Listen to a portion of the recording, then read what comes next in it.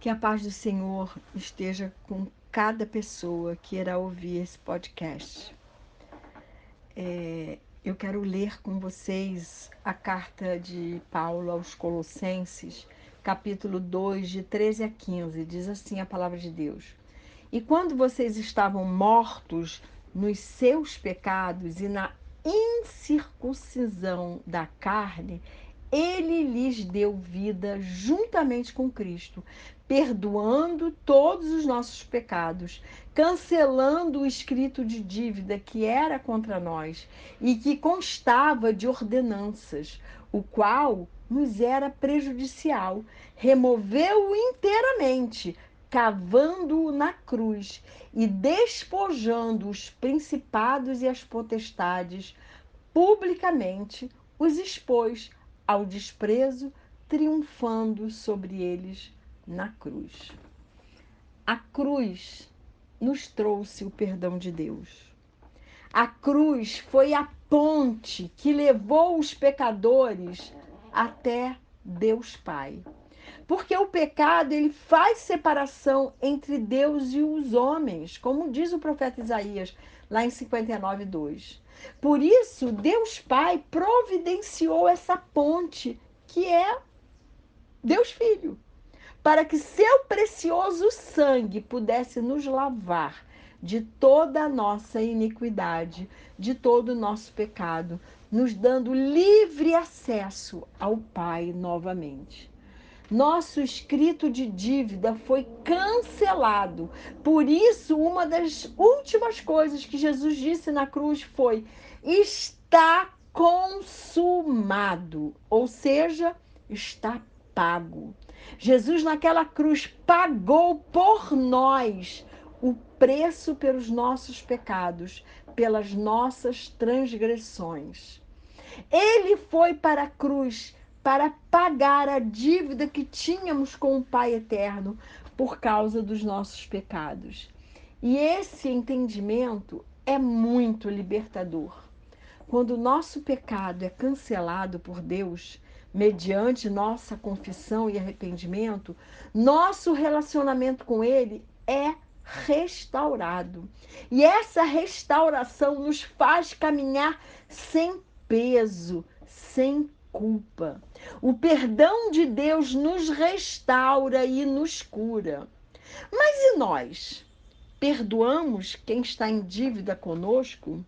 E quando eu falo dívida, não estou falando só de uma dívida financeira. Essa também pode entrar no pacote. Mas estou falando de quem nos afrontou, de quem nos fez mal, de quem nos rejeitou, de quem nos abandonou. Estou falando de inveja, de ciúme, de intriga, de injustiças e tantas maldades que podemos ter sido vítimas. Nós fomos criados à imagem e semelhança de Deus, mas o pecado nos deformou. Por isso há tantas pessoas nesse mundo que cometem tanta maldade, tanta atrocidade, há tantas pessoas desequilibradas. E muitas vezes somos vítimas dessas pessoas. Mas perdoar não é uma escolha do cristão, é uma escolha de Deus para nós. Claro, nós decidimos que a gente tem que perdoar quando a gente deseja fazer a vontade de Deus e quando a gente deseja ser perdoado por Ele. Apesar de não termos outra opção em relação à escolha de Deus, para nós, perdoar é realmente uma decisão nossa.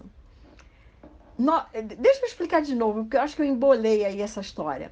Eu disse assim: perdoar não é uma escolha do cristão, é uma escolha de Deus para nós.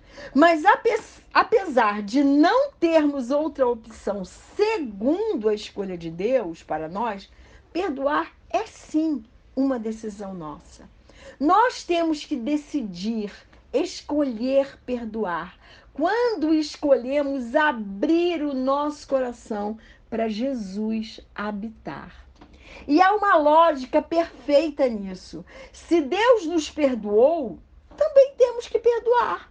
Se você deseja o perdão de Deus, reconhecendo que você é um pecador, uma pecadora, e, portanto, precisa desse perdão, temos que perdoar as pessoas que nos fizeram mal. Afinal, como diz Romanos 3:23, todos somos pecadores e, portanto, destituídos da glória de Deus. Há duas passagens bíblicas que nos ensinam sobre isso. Uma é a oração do Pai Nosso, que todo cristão conhece. No verso 12 de Mateus 6, Jesus fala assim aos seus discípulos: e perdoa-nos as nossas dívidas, assim como nós perdoamos aos nossos devedores. Que dívidas temos com Deus? A dívida de nosso pecado. Então, quando pedimos perdão a Deus por nossas dívidas, já estamos dizendo a Ele que já perdoamos os nossos devedores. Ou seja, aqueles que erraram conosco, aqueles que têm uma dívida para conosco, aqueles que nos fizeram mal. E Pedro faz uma pergunta a Jesus.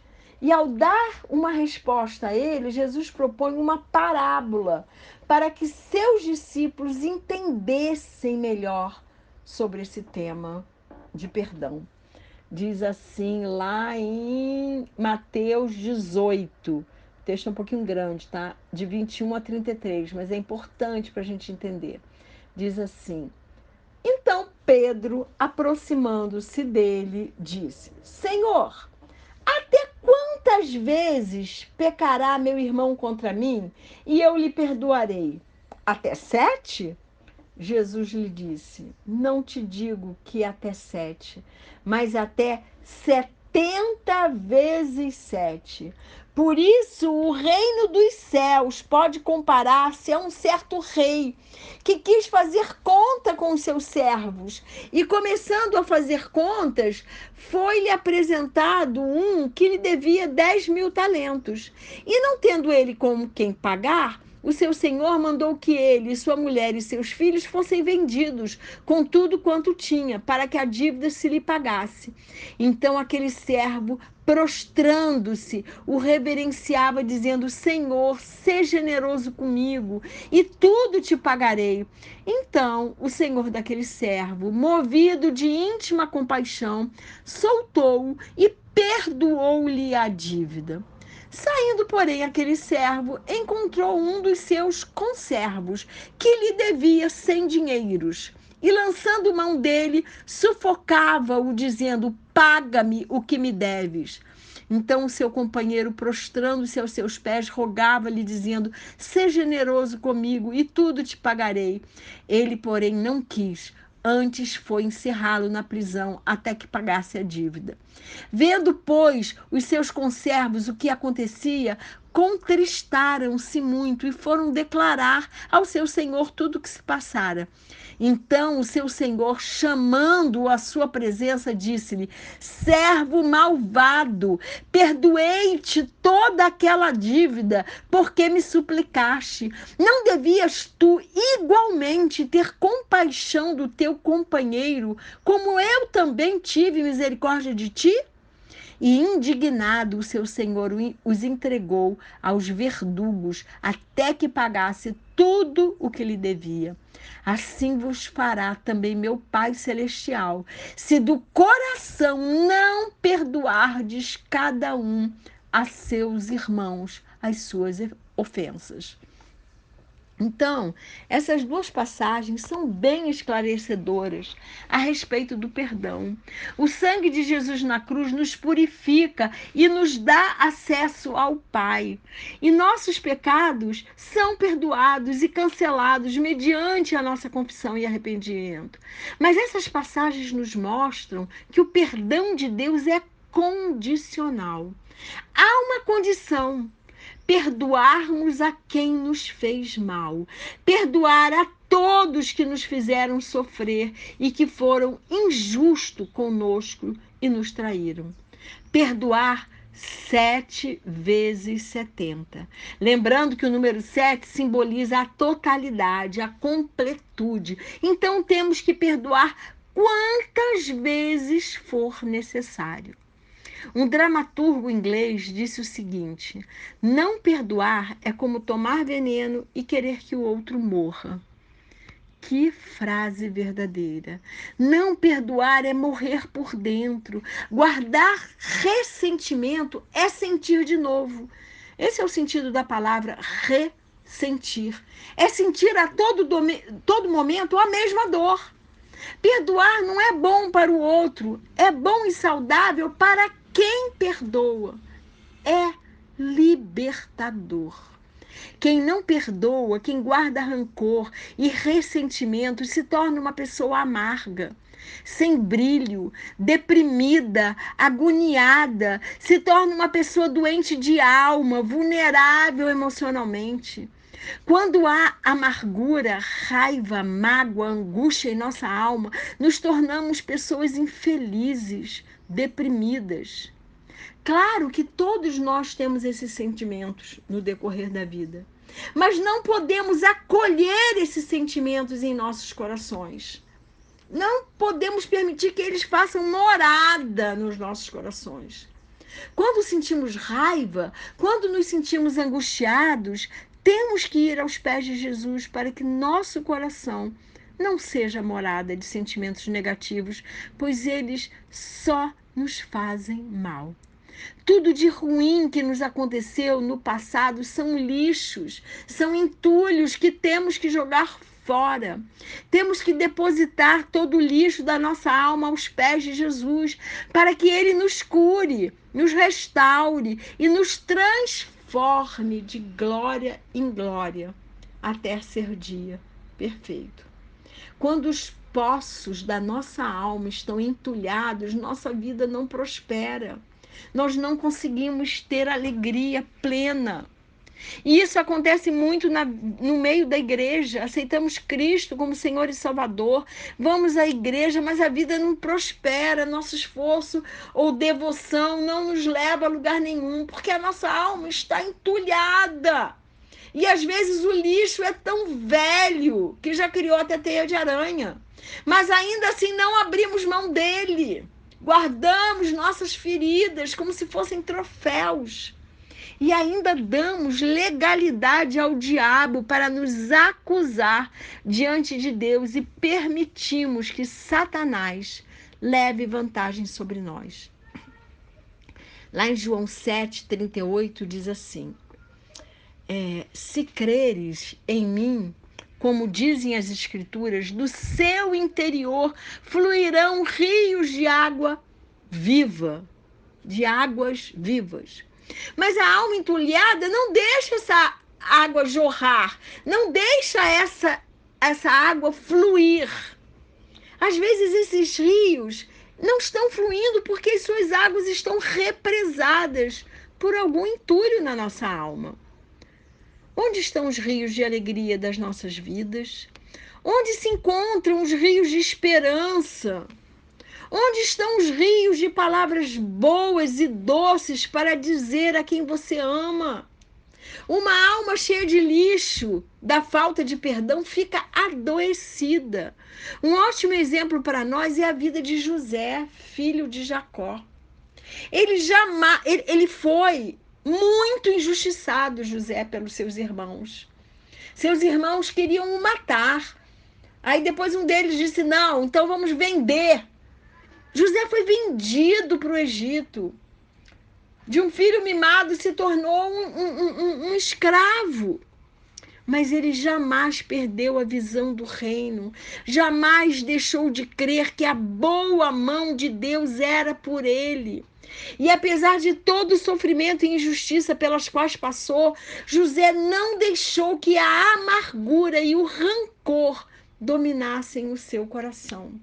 A oportunidade que teve para se vingar dos seus irmãos foi utilizada para trazer perdão, reconciliação e restauração dos corações feridos, seu e de seus irmãos.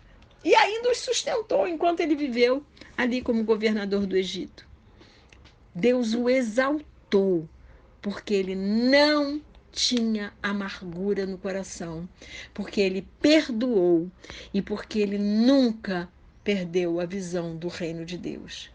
No Salmo 19:7 diz assim: a lei do Senhor é perfeita e restaura a alma. O testemunho do Senhor é fiel e dá sabedoria aos simples. E no Salmo 107, 19 e 20, o salmista diz que quando os insensatos, por causa de suas transgressões, estavam angustiados, clamaram ao Senhor e ele enviou a sua palavra e os curou.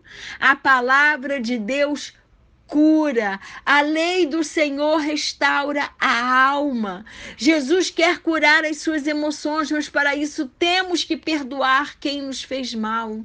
Lembrando que o Pai já nos perdoou e que nossos pecados foram cancelados e pagos pelo sangue de Jesus na cruz.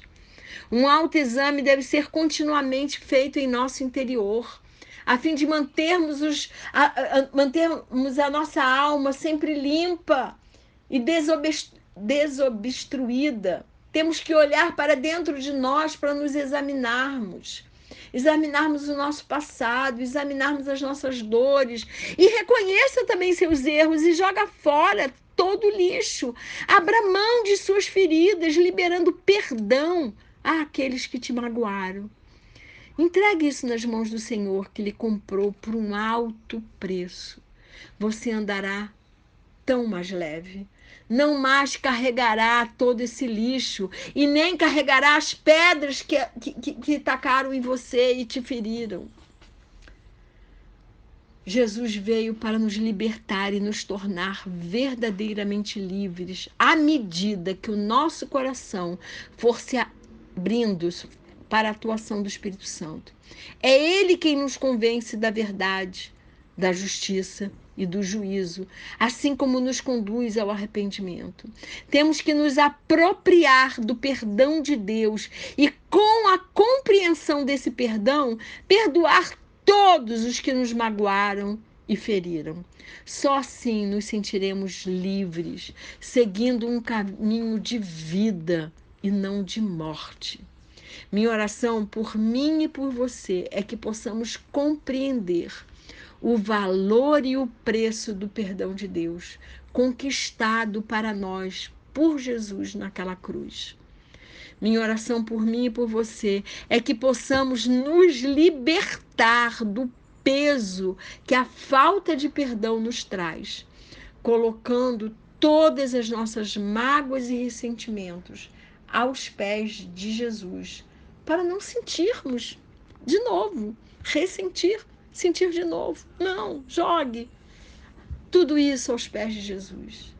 Minha oração por mim e por você é que sejamos curados e restaurados por Jesus através do perdão, pois o perdão cura. Minha oração por mim e por você é que possamos nos sentir livres para vivermos uma vida plena em Cristo Jesus. E que o Senhor nos abençoe e nos guarde, que faça resplandecer o seu rosto sobre nós e que tenha misericórdia de nós. Que sobre nós o Senhor levante o seu rosto e nos dê a paz.